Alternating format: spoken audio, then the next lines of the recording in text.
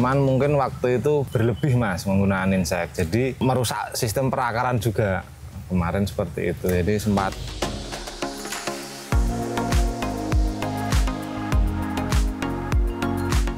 Assalamualaikum warahmatullahi wabarakatuh, sahabat petani semua. Video kali ini kita akan belajar tentang kiat sukses budidaya tanaman melon. Lebih khususnya bagaimana cara menangani tanaman yang mengalami overdosis penggunaan insektisida. Dan awalnya tanaman ini bisa dikategorikan sudah hampir mati, tetapi dengan ikhtiar beliau bisa ini dipulihkan. Dan ini juga bisa berlaku untuk tanaman lain. Kira-kira caranya seperti apa? Video lengkapnya setelah yang satu ini.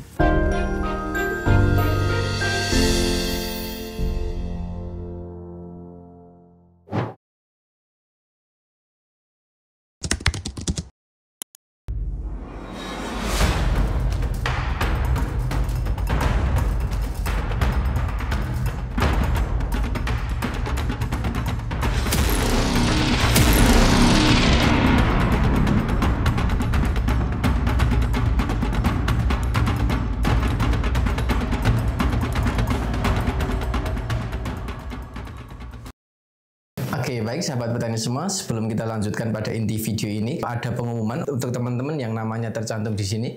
Kami tetapkan sebagai pemenang terhadap giveaway video kami yang lalu. Nah, untuk teman-teman yang belum beruntung, jangan berkecil hati karena di setiap video Mitra Petani, insya Allah akan kami sertakan giveaway. Caranya sangat mudah, teman-teman cukup tinggalkan komentar terbaik di kolom komentar video ini. Kemudian untuk teman-teman yang ingin berbudidaya tanaman, kemudian ingin memiliki acuan, silahkan teman-teman bisa miliki buku Tanam Mudah Hasil Melimpah karya Mitra Bertani. Di situ sudah disajikan secara komplit mulai persiapan sebelum penanaman, olah lahan, pemilihan bibit, kemudian perawatan dan sampai pasca panennya.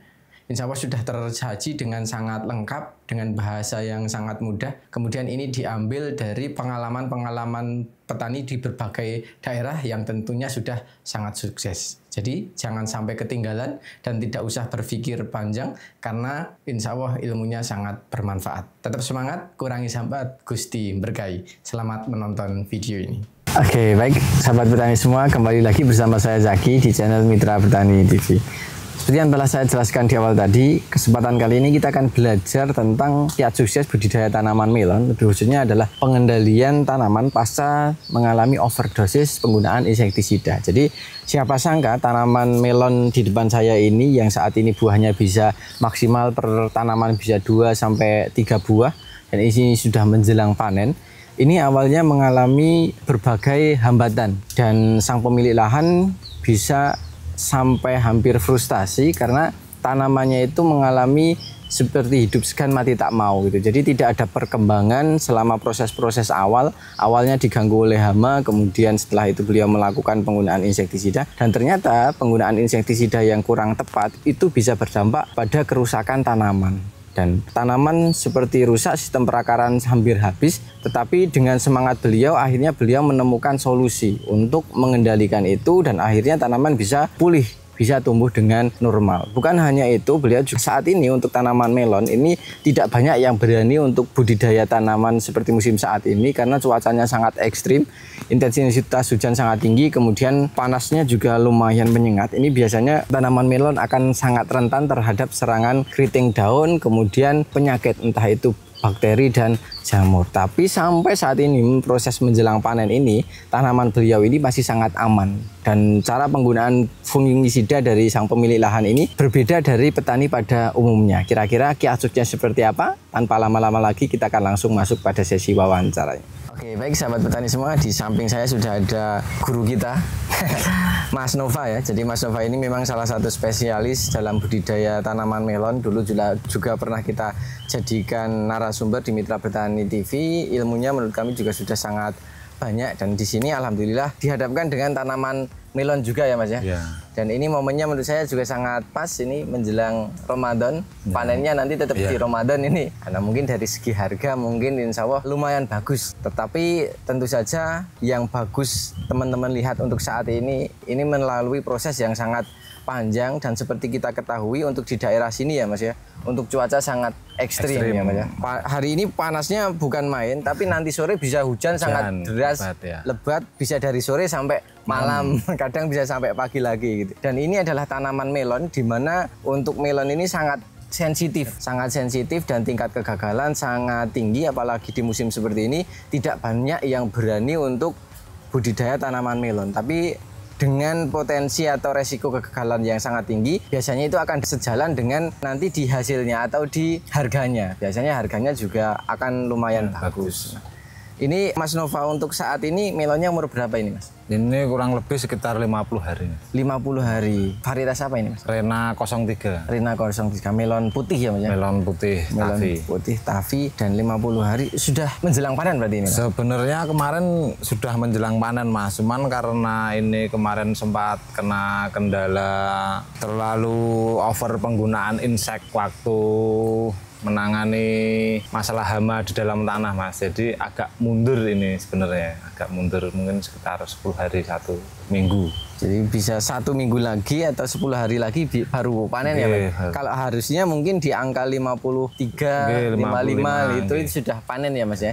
Tetapi karena mengalami kendala di awal, mungkin kita akan coba bedah ya, kendala yang dimaksud Mas Nova ini apa. Tadi sudah disinggung terkait dengan pengendalian insek. Berarti pas awal penanaman itu insek sedang banyak Mas itu? Iya, pas awal penanaman sekitar umur 2 minggu itu kan sempat terkendala hama di tanah Mas. Jadi solusinya saya menggunakan insek. Cuman mungkin waktu itu berlebih Mas menggunakan insek. Jadi merusak sistem perakaran juga kemarin seperti itu. Jadi sempat kerdil gitu. Kerdil ya? Kerdil. Jadi di awal itu titik tumbuh seperti macet, tidak ada pergerakan, tidak ada pertumbuhan dari tanaman itu, seolah tanaman itu stuck. Dan penyebab utamanya itu adalah kendalanya adalah di hama. Kemudian Mas Nova ini untuk mengendalikan hama di sistem perakaran adalah dikonsor menggunakan insektisida.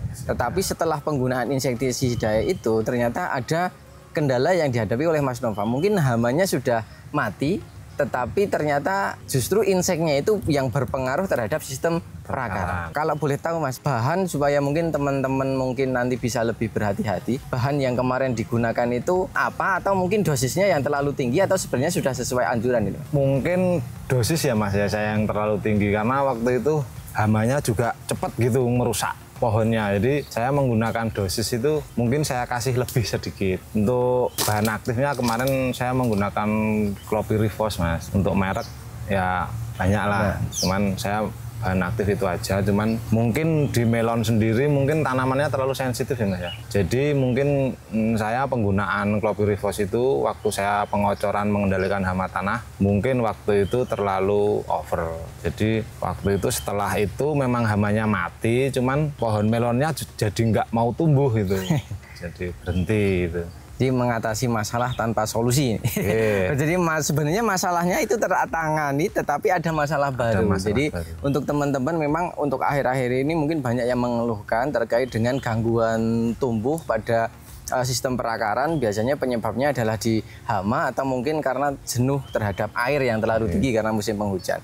Tetapi Mas Nova ini kemarin sudah bisa dipastikan penyebab awalnya itu adalah hama ya Mas ya. Di sekitar perakaran itu banyak hama semacam uret ya Mas ya. Ya semacam uret, jadi makan pohonnya, makan akar sama pohonnya. Akar sama pohon, memotong ya Mas ya, memotong paha. Kemudian beliau melakukan pengendalian dengan kocor insektisida berbahan aktif Clopyrifos.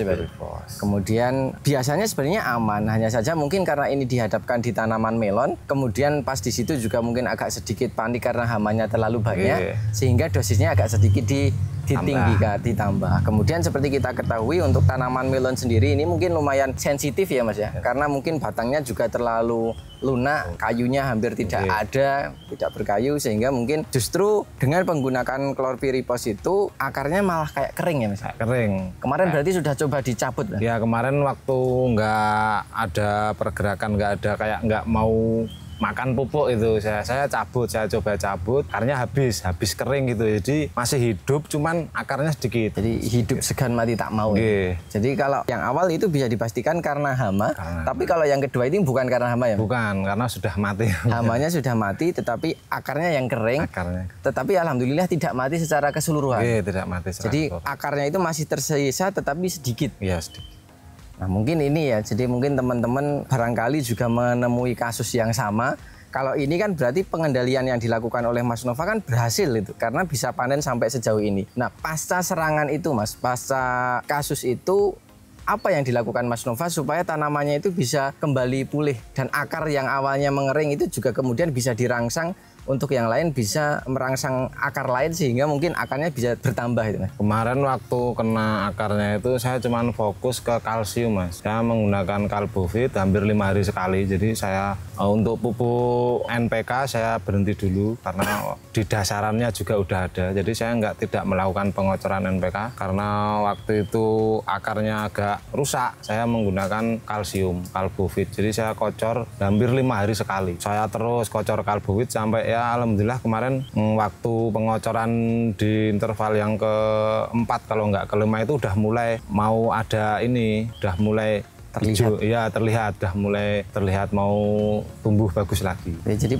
pengendaliannya malah menurut saya juga sangat murah ya Mas ya? Murah. Hanya menggunakan kalsium secara tunggal. Ya, karena itu solusinya saya pikir cuman kalsium Mas, karena akarnya habis. Jadi itu ditujukan untuk merangsang akar baru ya Mas ya? Maksud saya seperti itu waktu itu. Jadi hanya menggunakan kalsium diaplikasikan secara kocor. Di lubang tanam. Di lubang tanam. Di lubang tanam dengan interval 5 hari sekali. 5 hari sekali. Dosisnya berapa Mas? Dosisnya untuk 20 liter itu saya menggunakan 3 sendok makan penuh. Berarti ya wajar ya Mas, tidak terlalu tinggi juga. Jadi hanya menggunakan 3 sendok makan untuk setiap 20 liter. Kemudian setiap lubang mungkin sekitar 100 sampai 200 mili. Ya. Dan dengan pengocoran kalsium itu alhamdulillah mulai ada harapan, tanaman mulai terlihat hijau. Berarti akar mulai berkembang ya Mas ya. Selain itu Mas, nutrisinya juga disuplai lagi atau hanya mengandalkan kalsium itu? Karena kalau tadi kan di NPK-nya mungkin agak sedikit direm dulu. Yang untuk nutrisi setelah kondisi tanamannya udah mulai bagus lagi Mas, saya menggunakan Morden Mas kemarin. Saya spray interval sekitar 10 hari sekali. Jadi hari ini kasih kalsium, mungkin 3-4 hari saya spray pakai Morden. Cuman seperti itu Mas. Jadi untuk nutrisinya di fosfatnya ya, fosfat cair dan menggunakan Morden Vol itu intervalnya sekitar 10 hari sekali ya Mas. 10 hari sekali. Jadi kombinasinya dari pengocoran yang tadi hanya menggunakan kalsium, kemudian spraynya menggunakan Morden Vol itu ya. Kalau untuk kalsium berarti hanya dikocor ya Mas, tidak di... Saya dikocor Mas. Spray tidak? Ya, yang tanaman ini saya cuman kocor. Fokus di pengocoran. Ya. Kemudian kalau untuk setelah itu Mas, kan sampai sejauh ini kan, ini kalau kemarin kan cuacanya sangat ekstrim Mas, tingkat intensitas hujan menurut saya sangat tinggi, bahkan mungkin di beberapa daerah sini mungkin ada yang tanahnya nyemek-nyemek itu Mas. Dan ini kelasnya melon sampai umur 50 hari menjelang panen, menurut saya ini masih sangat aman daunnya, mungkin hanya ada di spot-spot tertentu juga, mungkin ini karena sudah menjelang panen juga. Kemarin rutin 3 hari sekali fungisida Mas saya spray. Kontak sistemik? Sistemik, banyak sistemiknya. Yang kontak akhir-akhir ini aja Mas, saya pakai kontak. Fokusnya malah di sistemik. Di sistemik. Kalau dari bahan awal. Aktifnya apa Mas? Bahan aktif kemarin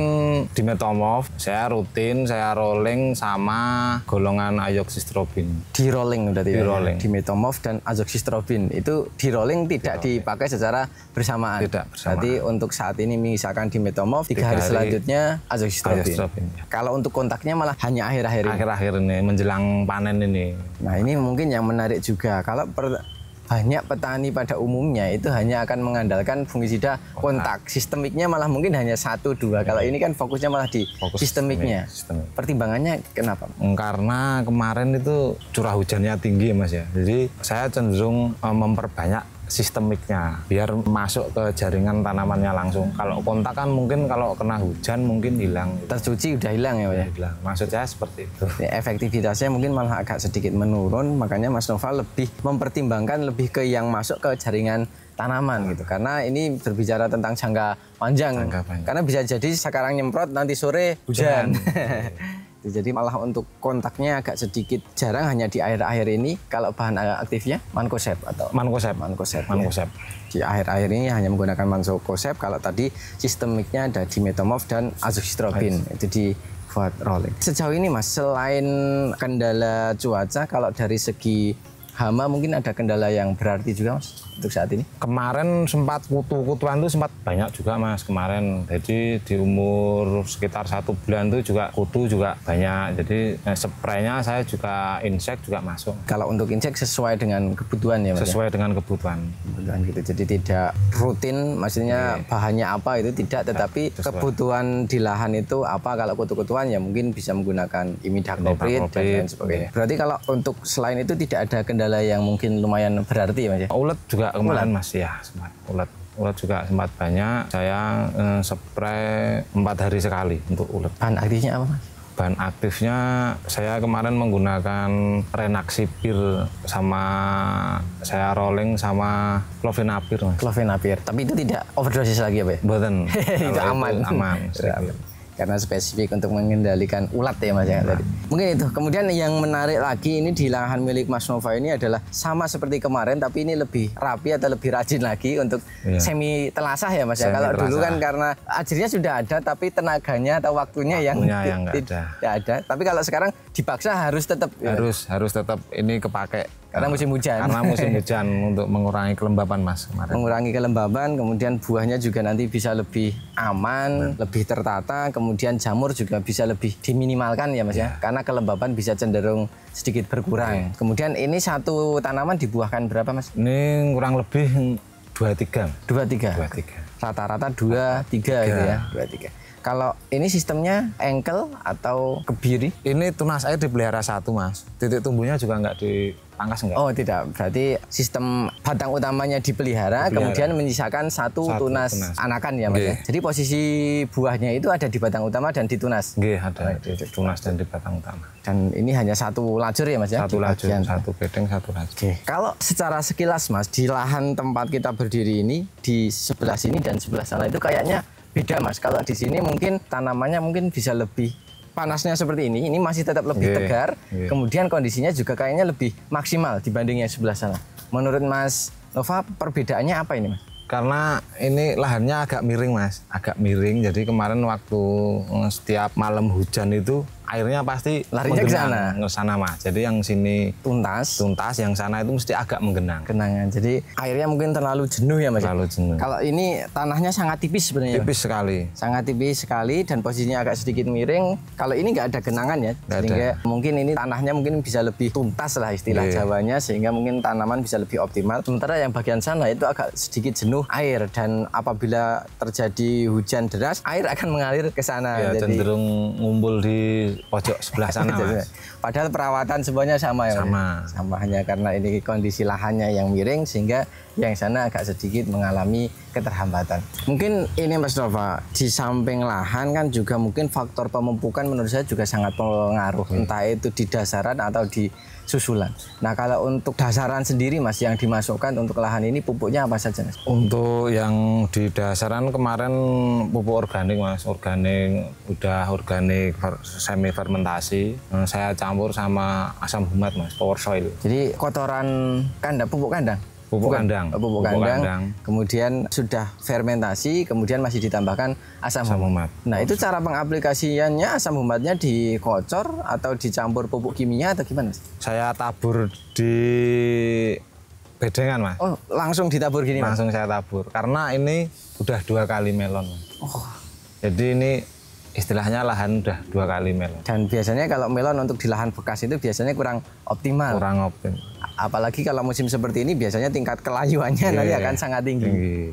Ini kalau di tingkat kelayuan mungkin aman ya Mas? Aman. Kemarin untuk pengocoran sebelum tanam di lubang tanam itu saya menggunakan Trichoderma Mas. Biosigma kemarin masuk, saya kocorkan sebelum tanam. Untuk mengantisipasi dari serangan jamur atau patogen penyakit, karena ini memang diset untuk panennya di musim penghujan. Jadi mau tidak mau memang harus disiapkan sejak dini. Tadi asam humat juga cara aplikasinya mungkin agak sedikit boros, tapi ini sifatnya juga investasi jangka panjang ya Mas. Karena udah 2 kali. Jadi daripada nanti beresiko untuk menangani layu itu malah lebih fatal lagi nanti biaya untuk beli asam humat mungkin jadinya tidak seberapa daripada untuk beli fungisida untuk mengendalikan kelayuan. Kemudian di lubang tanamnya masih dikocor menggunakan trichoderma. Trichoderma. Itu juga di tunggal, Mas? Trichoderma itu saya tunggal, Mas. Tunggal ya? Tunggal. Tunggal menggunakan Biosigma Plus itu ya? Iya, Biosigma Plus. Kemudian kalau trichoderma juga dimasukkan 1 kali itu? 1 kali sebelum tanam. Kalau untuk pupuk susulan, Mas, di pemupukan melon biasanya lumayan ekstra di pemupukan susulannya, entah via spray atau mungkin kocor atau mungkin tabur. Nah, kalau ini untuk tabur sendiri berapa kali, Mas? Kemarin untuk pupuk susulan tabur itu 2 kali, Mas. Jadi di umur sekitar 35 hari sama umur sekitar 45 hari, 10 hari lagi. Jadi mulai buah saya menggunakan pupuk tabur, pupuk NPK Grower ya, Mas. Kemarin untuk taburnya. Itu di sela-sela ini ya, Mas? Di sebelah lubang pohon. Di lubang pohon. Itu setiap sebelahnya atau 21-21? Di sebelahnya. Oh, berarti setiap lubang dikasih ya? Dikasih, saya kasih. Sekitar 1 sendok makan? 1 sendok makan. Dan hanya diberikan 2 kali? 2 kali. Alhamdulillah dengan 2 kali ini, alhamdulillah buahnya bisa maksimal ya, Mas ya? Meskipun dibuahkan 2, 3, bahkan mungkin ada yang lebih kalau terlewat ya. Tapi alhamdulillah sampai sejauh ini aman, kemudian kondisi tanaman juga sampai saat ini di cuaca yang sangat ekstrim masih aman gitu. Masih lumayan aman. Lumayan aman. Jadi beberapa hal yang perlu teman-teman perhatikan mulai dari awal ya, dari pengolahan lahan tadi, pemberian asam humat, kemudian pupuk kandang yang sudah terfermentasi, itu juga sangat penting atau sangat besar pengaruhnya apalagi di musim penghujan. Kemudian melakukan pengocoran di lubang tanam menggunakan Biosigma Plus atau Trichoderma pas di lubang tanam sebelum penanaman. Kemudian setelah proses penanaman, Mas Nova ini mengalami kendala karena mungkin pas saat itu banyak hama di dalam tanah seperti uret. Ya. Nah, itu yang nanti akan memakan akar dan kadang mengelupasi batang. Nah, itu akhirnya. Nah, untuk mengendalikan itu beliau kocor menggunakan klorpirifos, tetapi hamanya mati, tetapi ternyata akarnya yang kurang kuat gitu. Akarnya rusak, mengering, sehingga terjadi kemacetan titik tumbuh karena memang akar yang masih hidup itu hanya sedikit itu. Dan itu bisa dipastikan karena efek dari pengocoran insek itu ya, Mas ya. Dan untuk menanggulanginya atau proses pemulihannya untuk merangsang akar-akar baru itu beliau hanya mengandalkan kalsium. Dalam hal ini mereknya beliau menggunakan Kalbovit, dosisnya cuma 3 sendok makan untuk setiap 20 liter air dengan dosis untuk setiap lubang tanam itu sekitar 150 mili dengan interval 5 hari sekali. Selama 4 kali atau 5 kali ya? 5 kali. 5 kali pengocoran, alhamdulillah tanaman sudah kembali terlihat normal sehingga asa untuk masa depan melon ini masih ada. Karena awalnya sempat drop ya, Mas. Sempat mungkin susah mungkin. Pesimis ya, Mas. Karena melon sudah seperti itu, sepertinya sudah harapannya sudah sangat kecil. Sedikit. Alhamdulillah karena beliau tidak menyerah. Kemudian nutrisi pada bagian atas itu beliau semprot menggunakan fosfat cair, ini menggunakan Mordenfol. Intervalnya sekitar 10 hari sekali. Kemudian kalau untuk insek beliau sesuaikan dengan kebutuhan. Untuk kendalanya kemarin ada di kutu-kutuan bisa menggunakan imidacloprid. Kemudian kalau untuk ulat beliau menggunakan chlorfenapir dan sama Renaxipir. Itu juga di rolling dan ketika serangan hama sudah berhenti ya sudah. Jadi kemudian kalau untuk fungi tidak neko-neko tapi fokus beliau lebih ke yang sistemik. Beliau merolling menggunakan dimetomorf dan azoxystrobin itu di rolling, kemudian kontaknya malah hanya akhir-akhir ini karena pertimbangan beliau kalau kontak lebih mudah tercuci, beliau lebih condong untuk memasukkan yang bisa masuk ke jaringan tanaman, mungkin karena itu perlindungannya bisa lebih lama. Untuk ini menggunakan sistem 1 lajur, jarak tanamnya sekitar 60-an cm ya, 60 cm, kemudian beliau hanya memelihara batang utama dan 1 tunas air. Untuk setiap tanaman itu beliau buahkan 2-3 dan beliau menggunakan semi telasah. Jadi buahnya itu digantungkan, tujuannya adalah untuk mengurangi tingkat kelembaban karena ini musim penghujan supaya daun dan buahnya ini bisa tetap aman dan alhamdulillah sampai sejauh ini lumayan efektif. Kemudian kondisi pengairan juga menjadi salah satu hal yang sangat penting. Tanaman apabila terlalu jenuh dengan air biasanya juga akan menghambat pertumbuhannya atau mungkin mempercepat serangan patogen penyakit ya. Di sini yang tanahnya itu relatif lebih tuntas atau lebih aman dari genangan, pertumbuhannya bisa lebih optimal dan lebih aman dari serangan penyakit. Mungkin itu yang bisa kami sampaikan pada kesempatan kali ini. Sebelum kita akhiri, Mas Nova, mungkin ada pesan yang ingin disampaikan untuk sahabat petani semua? Pesannya cuman apa ya, tetap berusaha saja. Jangan mudah menyerah. Jangan menyerah. Jangan menyerah. Pasti ada solusi. Pasti ada solusi. Insya Allah ada jalan ya, Mas. Selagi kita tidak putus asa untuk mencari jalan. Karena beliau yang awalnya itu sudah seperti pesimis karena memang titik tumbuhnya sudah macet, tidak ada harapan karena seperti hidup segan mati tak mau. Jadi dia tidak mati tapi juga hidup kayak nggak tumbuh. Nggak tumbuh. Awalnya sudah mau menyerah, tetapi karena beliau tidak menyerah, alhamdulillah menemukan solusi dan bisa panen seperti ini. Dan semoga ini bisa panen secara maksimal Mas sampai akhir karena ini tinggal menghitung hari. Mungkin itu yang bisa kami sampaikan pada kesempatan kali ini. Semoga video ini bermanfaat, dan apabila video ini bermanfaat, jangan lupa klik like, comment, share, dan jangan lupa subscribe untuk tidak ketinggalan info terbaru dari kami. Terima kasih Mas Nova. Sama-sama.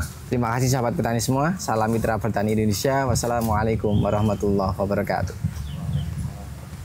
Dan sampai jumpa di video kami selanjutnya.